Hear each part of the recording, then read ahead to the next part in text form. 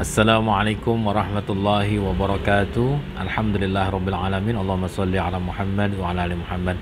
Oke teman-teman sekalian, langsung aja ya. Ini konten berkaitan dengan fenomena yang viral nih akhir-akhir ini nih, yaitu berkaitan tentang penganiayaan. Ya, bukan lagi perkelahian nih, bukan lagi tawuran, tapi penganiayaan. Ya Allah, ya Rabb, nauzubillah min zalik. Ya semoga Allah jaga putra-putri kita nih.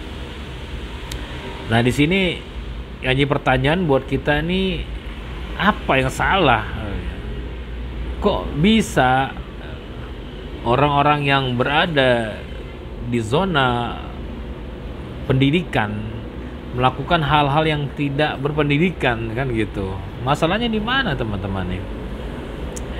Apakah guru-gurunya nggak memperhatikan di sekolahan, atau nggak memberikan ilmu-ilmu akhlak yang baik? Ya, walaupun cuma slogan-slogan aja, berakhlakul karimah, berakhlakul karimah. Apakah di rumah juga sama, tidak diterapkan akhlak-akhlak yang baik?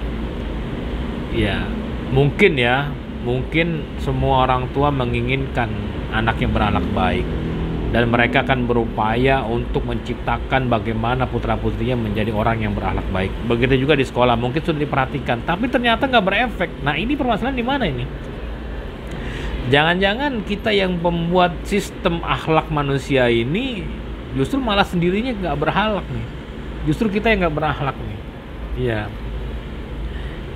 Kita menyodorkan hal-hal yang baik menurut kita.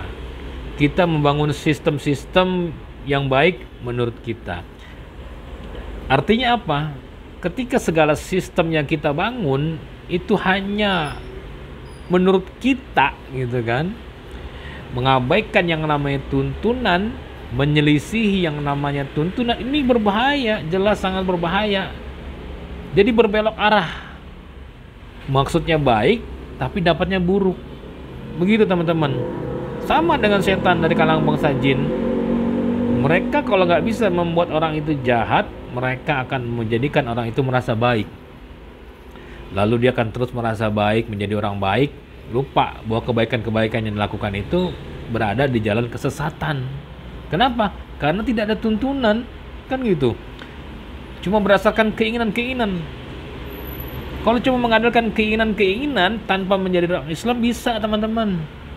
Tapi kita ini orang Islam harus punya iman yang bergerak menjalani kehidupan ini sesuai dengan aturan Allah Subhanahu wa taala yang ada dalam tuntunan, baik dalam Al-Qur'an maupun dalam As-Sunnah. Itu saja sebenarnya poinnya. Sistem yang kita bangun itu bukan membuat pelaksana sistem itu dekat dengan Allah, tapi malah menjauh.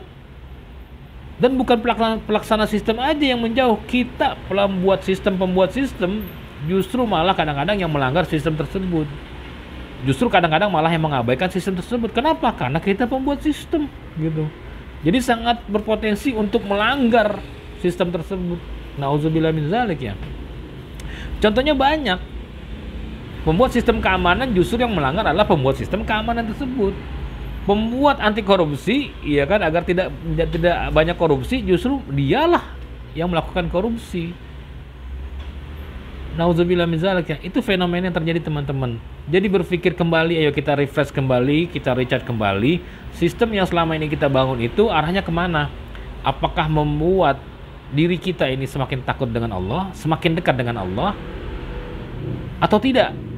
Kalau itu tidak terjadi, justru mengabaikan Allah, justru menyelisihi Allah, nauzubillah min zalik, nggak akan ada pencapaian yang baik di situ teman-teman. Itu saja. Innallaha thayyibun la yaqbalu illa thayyiban. Allah itu maha baik dan hanya menerima yang baik-baik. Innallaha jamilun yuhibbul jamal. Allah itu maha indah dan hanya mencintai yang indah-indah teman-teman. Jadi nggak ada keburukan yang Allah sukai. Batil dan hak itu akan selalu berselisih. Dan ingat, inna nafsa li amaratum bisu. Setiap keinginan manusia itu selalu mengajak, selalu memerintahkan kepada keburukan. Sekalipun kebaikan-kebaikan yang dibangun dengan nafsu pasti akan berujung kepada keburukan. Begitu teman-teman. Wallahu a'lam bishawab. Ini menjadi renungan kita bersama. Yuk perbaiki sistem yang kita bangun dengan memperkuat ikatan kita kepada Allah Subhanahu wa taala. dalam bingkai akidah, dengan meyakini bahwa aturan yang Allah berikan itu harus dilaksanakan, harus ditaati, dan pasti akan berujung pada kebaikan. Wallahu a'lam bishawab. Wassalamualaikum warahmatullahi wabarakatuh.